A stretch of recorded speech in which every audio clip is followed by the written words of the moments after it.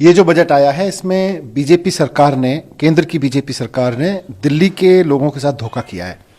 दिल्ली के लोगों को केवल 325 करोड़ रुपए दिए हैं, जबकि दिल्ली की इतनी बड़ी आबादी है। आज दिल्ली का विकास हो चुका है काफी हद तक और दिल्ली को और आगे उठाने के लिए बहुत पैसे की जरूरत थी, लेकिन केवल 325 करोड़ रुपए दिए हैं, 1 रुपया भी नहीं बढ़ाया।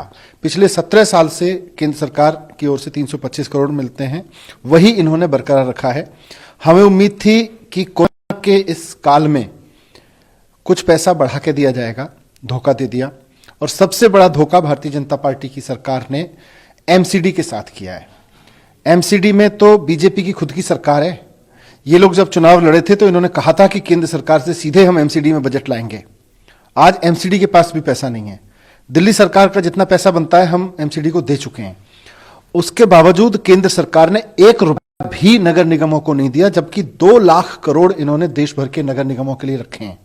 दिल्ली को नगर निगम के लिए 1 रुपया भी इन्होंने नहीं दिया। दूसरा धोखा इन्होंने ये किया है जो एमसीडी के साथ किया है। तीसरी बड़ी बात यह है कि ये लोग एजुकेशन पॉलिसी बहुत कर रहे थे और उन्होंने कहा था हमने एजुकेशन पॉलिसी इतनी प्रोग्रेसिव बनाई है, बस अब एजुकेशन बदल जाएगी। उस एजुकेशन पॉलिसी में इन्होंने लिख के रखा है कि 6% ऑफ जीडीपी एजुकेशन बजट पे आना चाहिए। इन्होंने तो एजुकेशन बजट कम कर दिया और भयंकर रूप से कम कर दिया एजुकेशन बजट।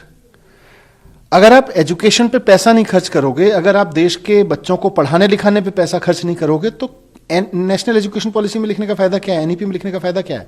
इसका मतलब आपकी एनईपी आपके लिए जुमला थी। आप अगर बच्चों को पढ़ाओगे लिखाओगे नहीं तो आत्मनिर्भर कैसे बनेंगे? आत्मनिर्भर केवल जुमले से थोड़ी बन जाएंगे। आत्मनिर्भर के लिए तो बच्चों को पढ़ाना लिखाना पड़ेगा, बच्चों की पढ़ाई लिखाई पे खर्च करना पड़ेगा। आप बच्चों की पढ़ाई लिखाई पे खर्च नहीं कर रहे, आप कह रहे हो हम देश को आत्मनिर्भर बनाएंगे।